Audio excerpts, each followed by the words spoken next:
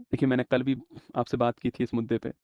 आप डेली मुझसे सुनना चाहें तो मैं आपको डेली भी बोल सकता हूँ, लेकिन मैंने कल इस मुद्दे पे बात की भी थी कि हर प्रोटेस्ट के 2 पक्ष होते हैं, एक सही होता है, एक गलत होता है।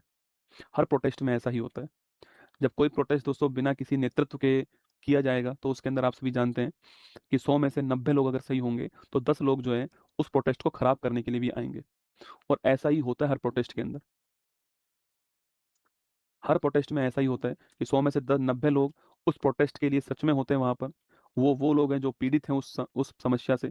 वो अपनी पीड़ा को, अपनी वेदना को प्रस्तुत करने के लिए वहाँ पर होते हैं। 10 लोग वो होते हैं जो उस प्रोटेस्ट को खराब करने के लिए आते हैं।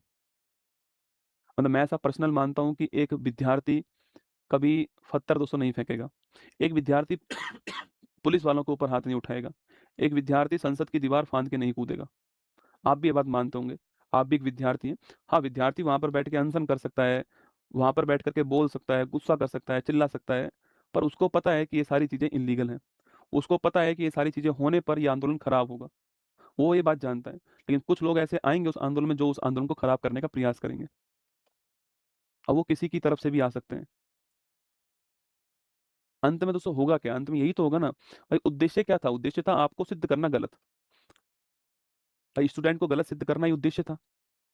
और आप देखना अगले 1-2 दिन में वो इस उद्देश्य में कायम हो भी जाएँगे। मैं आपसे एक बात फिर कह रहा हूँ, ये 157 रैंक दोस्तों ऐसी थोड़ी आई थी हमारी। इस रैंक को लाने के लिए हमने बहुत प्रयास किया है। ये जो 157 जो रैंक थी ना मीडिया की, वो ऐसी नहीं आई है बेटा। इसको लाने के लिए हमने प्रयास किया है। आपने देखा इतना बड़ा प्रोटेस्ट था, इतने दिनों से चल रहा था। अगर इतनी ही चिंता थी मीडिया को, तो 5 दिन पहले ही सरकार को ये बात पहुँचाती कि भाई ये इनकी माँग को सुना जाए, बात खत्म हो जाती वहीं पर। लेकिन नहीं, वो अभी भी नहीं दिखाएँगे।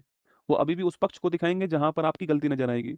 आप वीडियोज़ देखना, बड़ी-बड़ी मीडिया चैनल्स के ऊपर, कौन-सी दिखाई जाएँगी, जिसमें आप लोग गलत हो, जिसमें आप लोग पत्थर फेंक रहे हो। वो आप थे ही नहीं, आपको पता है। वो आपके बीच में कोई और थे, जिनको ज़बरदस्ती इन्वॉल्व किया गया इसके अंदर, जो मौका ढूँढ ही रहे थे, उन्हें मौका मिला और आप सभी को पता है कि वहाँ पर मैं आपसे कह रहा हूँ अगले 1-2 दिन में आप देखना, आप पूरा ऑब्ज़र्व करो। मैं भी कर रहा हूँ, आप भी करो और आप देखना 2 दिन के बाद में, 3 दिन के बाद में आपको ये महसूस होगा कि कमेंट बॉक्स आपके खिलाफ हो चुका है। ये मेरा आपसे वादा है। कमेंट बॉक्स आपके खिलाफ हो जाएगा, ये आप महसूस करेगा। स्टूडेंट अपनी माँग क्या थी और क्या से क्या हो गई आप देखिए। क्या माँग थी? क्या लेकर आए थे आप माँग को कि एग्ज़ाम सिस्टम सुधरे। माँग क्या हो गई है? प्रधानमंत्री रिज़ाइन दें। यही माँग लेकर आए थे क्या? माँग लेकर आए थे एग्ज़ाम सिस्टम सही हो हमारा। हमें तो एग्ज़ाम सिस्टम से मतलब है भाई साहब। और माँग क्या चेंज हो गई है कि प्रधानमंत्री रिज़ाइन दो।